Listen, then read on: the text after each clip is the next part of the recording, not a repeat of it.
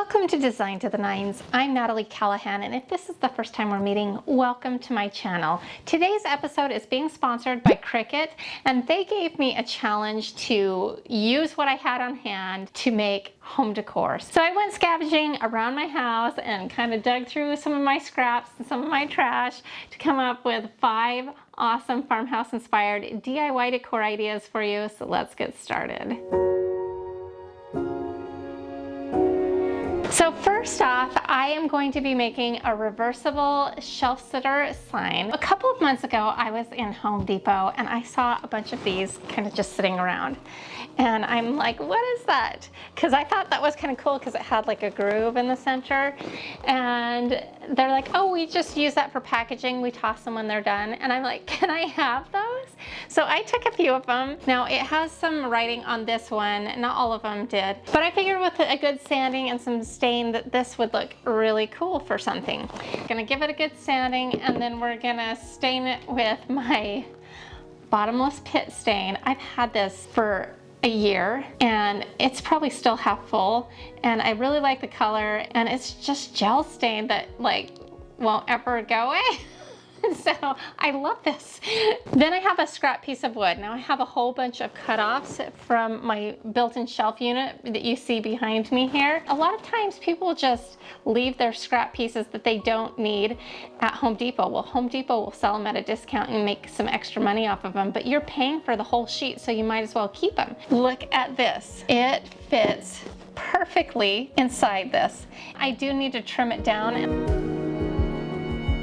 So if you've been watching my channel for a while, you know that I'm a huge proponent for little ladies using the power tools. And of course, I've got my safety goggles on here. Now, I wanted to show you how easy it's gonna be to make this simple cut on our sliding miter compound saw. Sorry, said that wrong. Compound sliding miter saw. And the way we do that is right now it's stationary. So if I go up and down, it's just gonna chop. I don't believe that it will cut all the way through. We'll end up with like a little piece not cut. That would be okay because we could flip it over and cut the other side. But if we want it to be kind of nice and smooth and seamless, I've got this as an option. So there's this dial right here.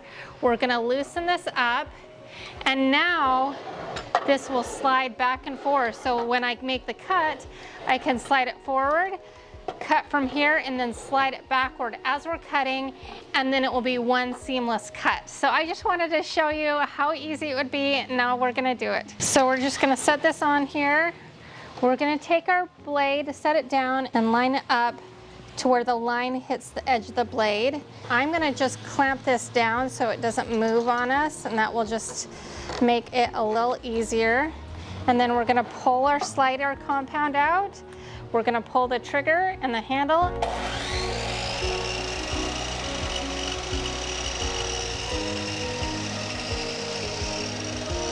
That was so easy to do, so I know that you can do this too.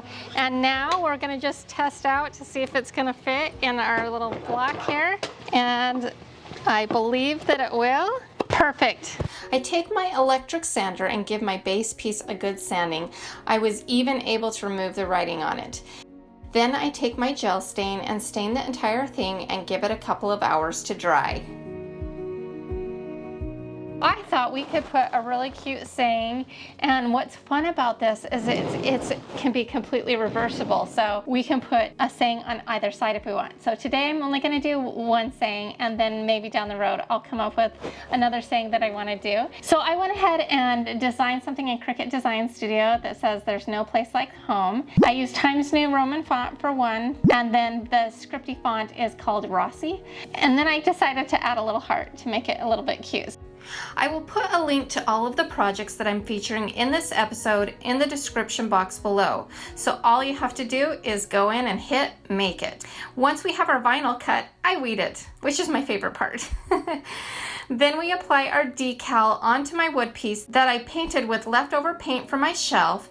Then I do a quick distressing on the edges of everything to just give it a little bit of a rustic feel. Then I just place the wood piece into our base, and that's it. We can really put this anywhere in our house. It's such a flexible piece of decor that only cost 90 cents, which is basically the half of sheet of vinyl that we used. This is my favorite of all the projects. My next trash to treasure is I have this silverware box. I picked it up at the Goodwill. It was originally $5.99 and it was 50% off, so that made it $3. It's not very cute. It's pretty boring, and I think a lot of people would just toss this because you've got staples poking out of it, you've got this worn down purple felt, but it's functional and it's made of wood, and so I thought we could do something with this. So this has been sitting around my house for a while now, just waiting for the right opportunity to do something with it. We're gonna paint it out, put some stripes on it. I have this leftover fabric from a pillow I made for my master bedroom, and I thought that it would line the inside really, really well. And so it's gonna be kind of grays and whites mostly, and then a little hint of black. So I just spray it with gray primer that I had on hand, and I don't care about if I get it on the interior fabric or not because it's very ugly and it's going to be covered up anyway. Then I take it inside where I find center, and I was out of painter's tape, so I used washi tape instead, and I had to double it up to make the width of the stripe that I wanted.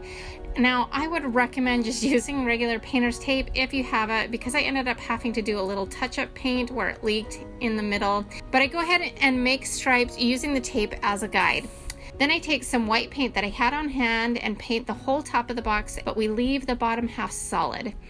Once it's dry, we can remove the tape and distress it.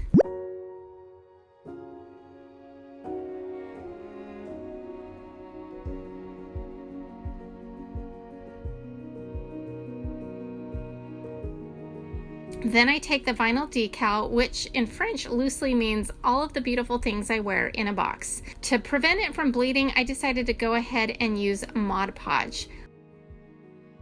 I would not recommend this because when I pulled back my decal, it also pulled up some of my painted lettering, which was kind of a bummer.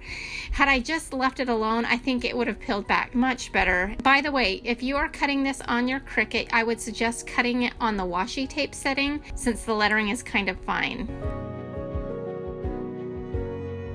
So to fix my Mod Podge mistake, I just took a Sharpie and filled it in by hand, which ended up being just fine because I distressed my design anyway to give it kind of an aged feel. So you really couldn't tell in the end. So then I lined the interior of the box with some leftover fabric using spray glue and folding the edges under and using hot glue.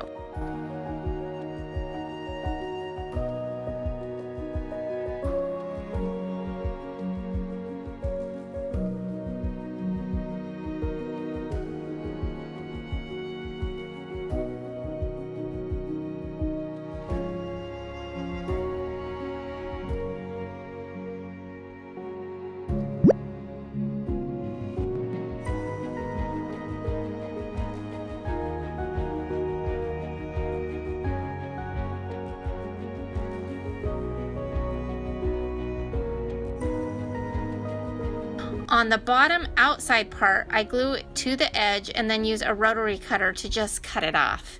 If you're doing this project, you want to make sure your fabric is relatively thin so that your box will still close.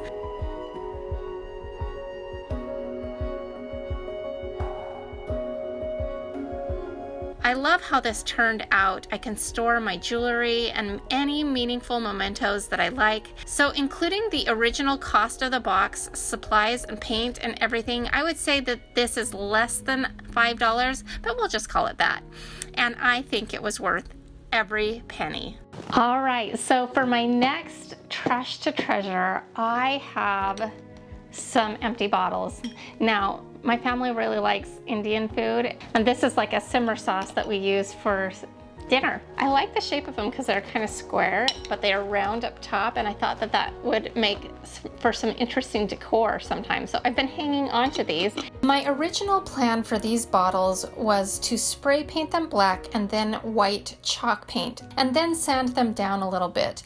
But I didn't end up having enough white chalk paint, so after I painted them black, I ended up just using some white gloss spray paint that I picked up at Walmart for 97 cents and already had on hand, making the black spray paint really unnecessary for what I ended up doing in the end. Once the spray paint was dry, I brought them in and took some black chalk paint and decided to give it kind of an enamelware look. I achieved this by taking a sponge brush and just randomly placing black around the rim and the bottom of the jar. Perfection is not what we're going for here. We want it to look like it's been chipped and down to the iron. Then we do a couple of chippy spots in random locations on the bottle, trying to be a little different from each of the other 4 bottles. And then finally, we are going to go into Cricut Design Studio and we're just going to write the word home. It will be 1 letter per jar. And then of course we weed it and put transfer tape on it and cut out each individual letter and apply 1 letter to each bottle.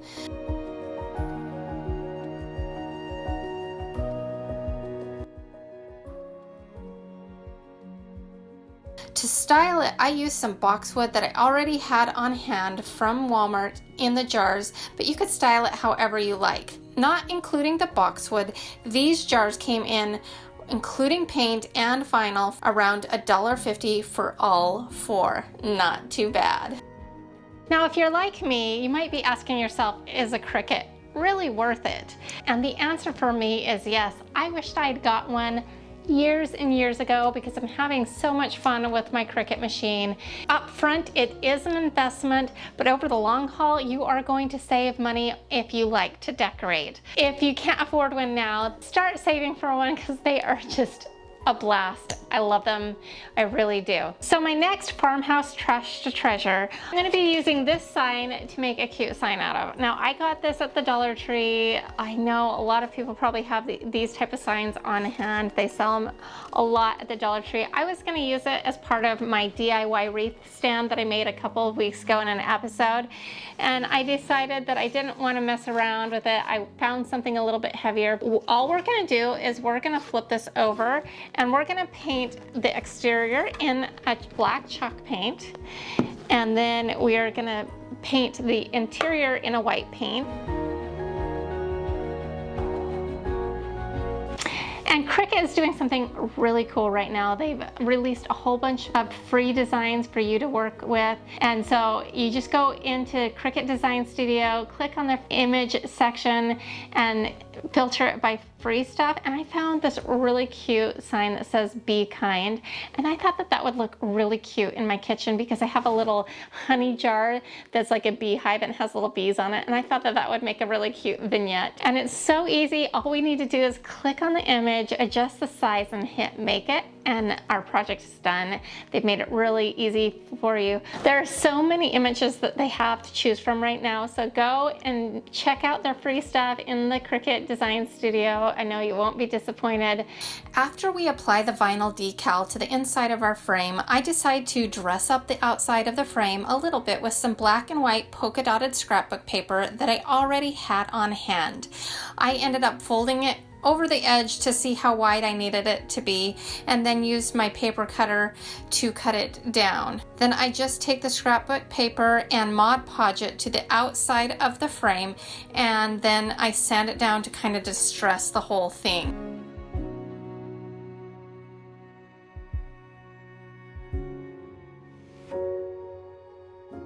I just think this is so cute, especially for just barely over $1. So for my last trash to treasure, I have this kind of cute farmhouse looking soap pump that sits in my kitchen. It's cute, but I thought we could make it a little cuter and customize it a little bit by adding a label to it. So on the free section of Cricut, they have a whole bunch of free label designs. So I thought this would be a perfect opportunity to put something more custom on our soap dispenser and use that as a backdrop for a fun little saying. Wash your hands, you filthy animal. Now I saw the humor in that, I hope you do too. And so we're just gonna put that on our label, and this is a really simple project and it is so cute and a little bit of humor, and to remind my kids especially to wash their hands because they're filthy little animals. All this needed was a label, so that came under just 50 cents. If you enjoyed this episode, here's another one that I think you'll like as well. Don't forget to check out all the free stuff in Cricut Design Studio. And to all my DIY Niners, thank you so much for watching. We'll see you next time. Bye.